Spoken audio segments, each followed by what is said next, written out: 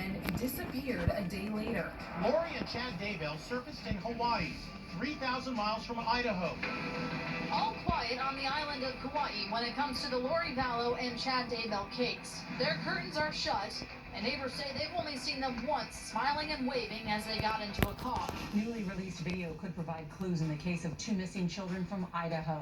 The video shows what's believed to be the children's mother putting their belongings in storage. Surveillance video appears to show Lori Vallow and a man visiting the storage unit on multiple occasions last fall. At one point, a man is seen carrying out a heavy tote bag. Inside the unit, police found bikes, photos, and a backpack with JJ's initials.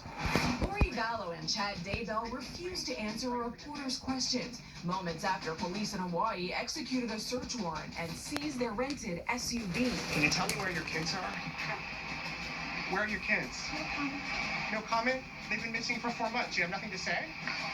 You're over here in Hawaii? Where are your children? Vallow was ordered to present the children to Idaho authorities by today. Does this dog hold the key to the fate of two missing children?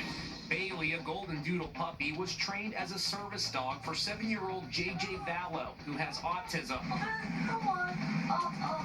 But JJ's mom, Lori Daybell, got rid of the dog just days before the youngster and his 17-year-old sister, Kylie, vanished without a trace. Police in Idaho have found a cell phone belonging to one of two missing children. But in an eerie development, it appears a text was sent from Tylee's phone after she had disappeared. A source close to it telling me that Tylee's phone appears to have been found with her mother, Lori Vallow, in Hawaii. Tylee's cell phone was used several times after she disappeared. On October 25th, 2019, a month after the 17-year-old disappeared, a text from her phone was sent to a worried friend saying, "Hi, miss you guys too, love ya." That friend saying it didn't sound like her. Now the question this morning, was it really her using it? This story is just so unbelievable. How is this even possible? These aren't babies. Lori's daughter is 17 years old. This couple is known to have doomsday and end-of-the-world beliefs. So is it possible that these children are alive and well? Maybe they have them hidden somewhere that they think they'll be safe. Maybe they think they're protecting them. And if this situation weren't strange enough, there have been several recent and untimely deaths surrounding the couple in the past 2 years. They include two of Lori's husbands, Lori's brother, and Chad Daybell's wife. A couple from Idaho could face charges for failing to prove that their children are alive. Vallow and her new husband are also under suspicion for a string of mysterious deaths. In the past 8 months, the couple's former spouses and Vallow's brother all died under what authorities say are suspicious circumstances. As authorities work to find out what happened to Joshua J.J. Vallow and Tylee Ryan, they're looking into the past of Chad Daybell, now married to the children's mother, Lori Vallow. Daybell self-published more than 25 books from this Idaho home, many about his brush with death and the end of the world. On September 5th, Lori sent an email to Life Academy. She wrote that their lives have changed drastically since her husband, Charles Vallow, passed away. Vallow moved to Idaho to be with Daybell after her previous husband, Charles Vallow, died of suspicious causes last summer in Arizona.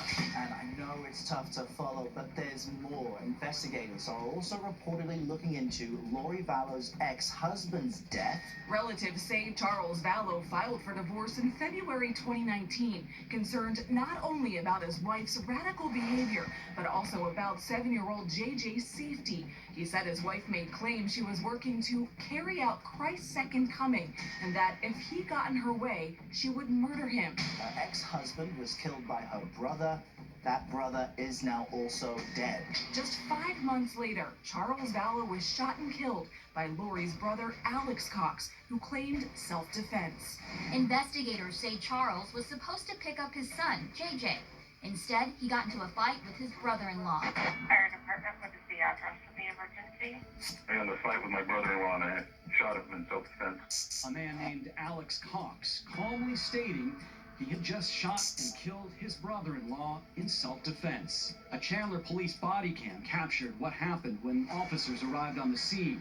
Chandler police body, And empty rooms, mattresses on the bedroom floors, a handgun, and the body of 62-year-old Charles Vallow laying on the ground in the living room. His death is being investigated by the Chandler Police Department.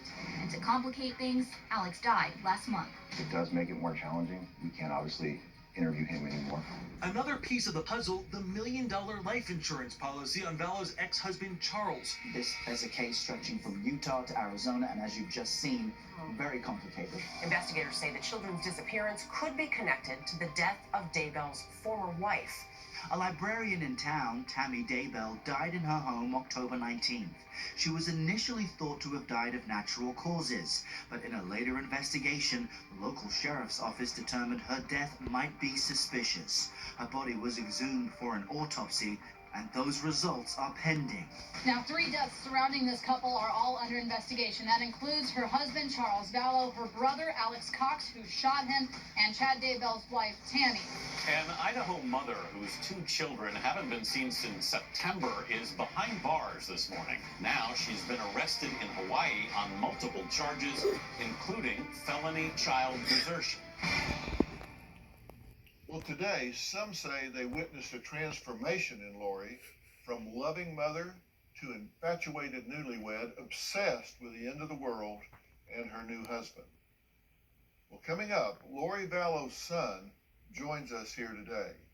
He's here to beg his mother to reveal what happened to his younger siblings. We'll talk to him after the break.